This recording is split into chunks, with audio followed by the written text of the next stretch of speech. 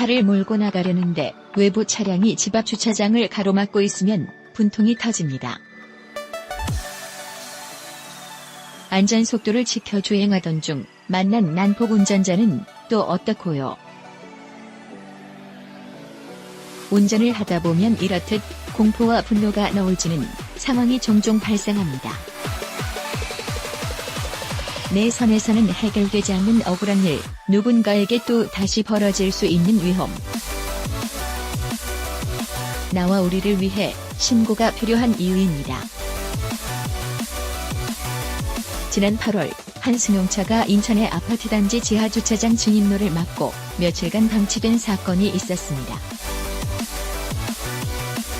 출동한 경찰도 아파트가 사유지라는 이유로 차량을 이동시킬 수 없었죠. 졸지에 극심한 불편을 입은 입주민들은 바닥에 폐식용유를 부어가며 차를 밀었습니다.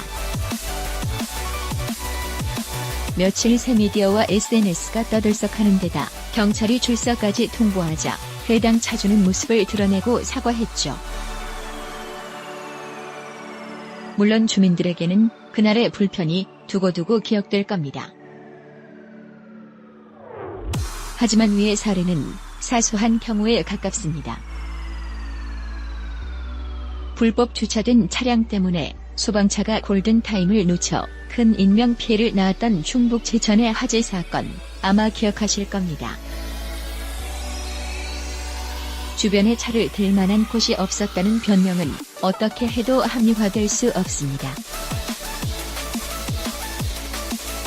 조금 더 컸거나 비용을 내고 싶지 않아 골목에 주차했던 차주가 누린 편의는 부당합니다.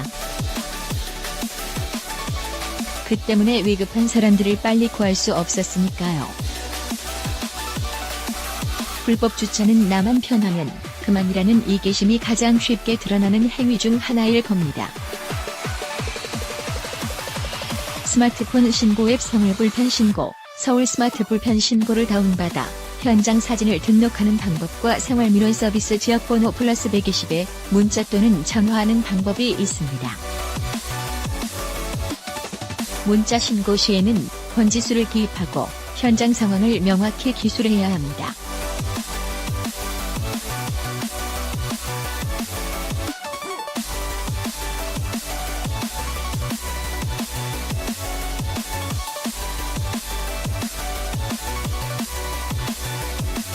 문자나 전화보다는 앱 이용이 빠릅니다. 행정안전부가 개발한 생활불편 신고 앱은 스마트폰을 통해 신고된 내용을 각 지자체에 전달해 민원을 처리하는 생활불편 신고 서비스입니다. 불법주, 정차, 도로나 시설물 파손, 환경오염 행위, 에너지 과소비 등 갖은 불편을 신고할 수 있죠. 이 앱으로 불법주, 정차 신고 시 5분 이상 간격을 두고 찍은 사진을 임의 이상 첨부하거나 동영상을 첨부하면 됩니다. 서울 스마트 불편 신고? 서울시가 운영하는 서울 스마트 불편 신고도 있습니다. 서울 시내 불법 주정차를 신고하면 단속반이 현장에서 차량을 확인하고 과태료를 부과하는데요. 특히 도로 위, 횡단보도, 교차로, 버스 전용차로 등 4곳에 주정차된 차량은 현장 확인 없이도 과태료가 부과됩니다. 차량 번호와 위반 사실을 입증하는 사진이 1분 간격으로 최소 2장 이상 등록되면 됩니다. 생활불편 신고 앱과 마찬가지로 처리 사실을 문자로 보내주기 때문에 신고자가 즉각 결과를 확인할 수 있습니다. 과태료는 차종에 따라 4만원에서 5만원입니다. 특히 신체적으로 불리한 여성 운전자들의 경우 부담은 더욱 심합니다. 난폭운전과 보복운전?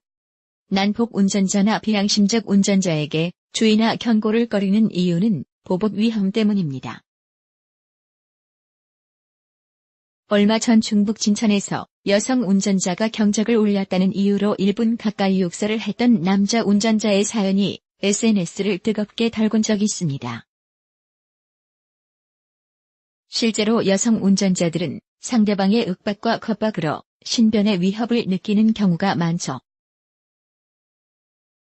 도로의 무례한들에게 안전하게 대처하는 방법은 뭘까요? 그럴 땐 아무 대응하지 말고 신고 앱을 켜세요. 교통법규 위반은 다른 신고 앱보다 경찰청 신고 앱 스마트 국민 제보를 이용하면 가장 신속하게 처리됩니다. 2016년부터 난폭운전은 형사처분이 가능하게 됐습니다.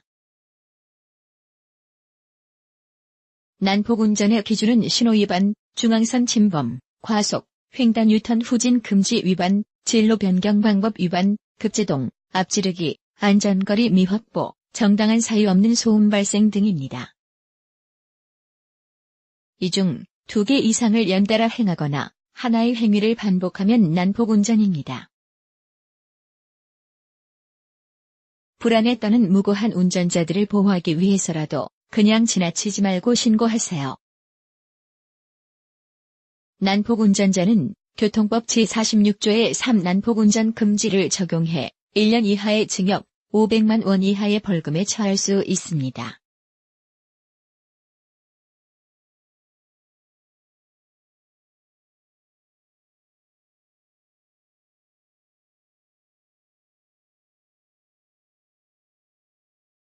바짝 따라와 창문을 내리라고 하거나 고의적으로 끼어들어 급제동을 하는 등의 보복운전도 마찬가지입니다.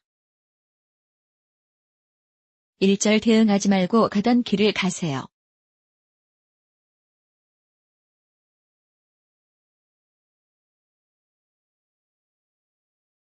영상 증거물을 가지고 나중에 신고하면 됩니다. 평소 블랙박스의 저장 공간이 넉넉한지 수시로 확인하고 녹화가 잘 되고 있는지도 확인하세요. 교통범죄 수사팀이 블랙박스나 휴대전화 등 증거를 확보하면 불법 행위의 여부를 수사하고 한 달 이내로 신고자에게 결과를 통보합니다. 난폭운전보다 처벌 수위가 높은 보복운전은 단 1회의 행위로도 범죄가 성립됩니다. 특수협박은 7년 이하의 징역, 특수상해의 경우 10년 이하의 징역 등에 처하며 구속 시 면허 취소입니다. 그러니 귀찮더라도 그냥 지나치지 마세요.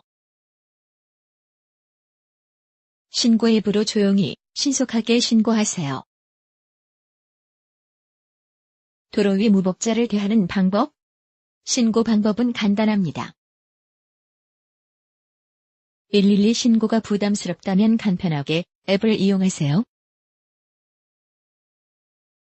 경찰청 신고 앱 스마트 국민 제보에는 보복운전과 난폭운전 창구가 개설되어 있습니다.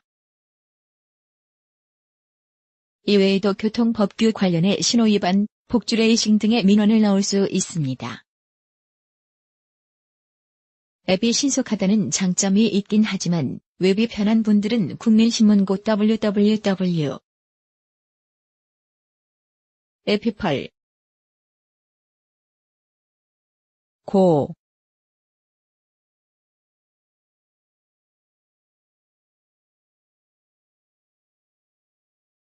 회원 가입할 필요 없이 본인 인증만 거치면 첨부 파일과 함께 상세 내용을 기술할 수 있습니다. 부득이한 경우를 제외하고 접수일로부터 7일에서 14일 이내로 처리됩니다. 착한 운전 마일리지. 생각해보면 불법 주차와 난폭운전이 아주 먼 이야기는 아닙니다. 마음이 조급해지면 누구라도 범할 수 있는 실수죠.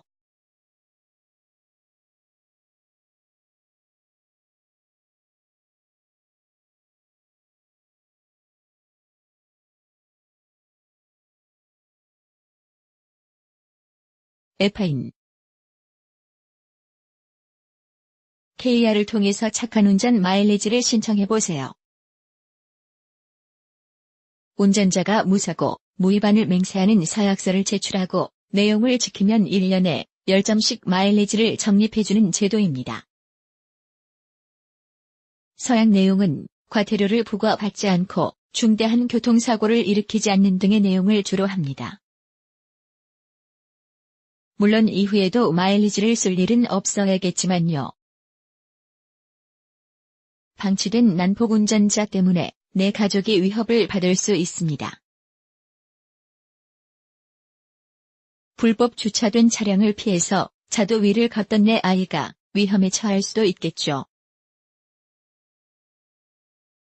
벌점을 40점 이상 받아 운전면허 정지 처분 대상자가 되었을 때 면허 정지를 피할 수 있고, 벌점이 50점인 경우 마일리지 1점에 1일씩 면허 정지 기간을 줄일 수 있습니다.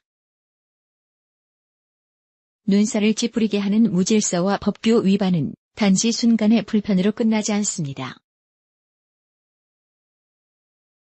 자발적인 행동이 늘어날수록 모두를 위한 질서가 바로잡힙니다. 글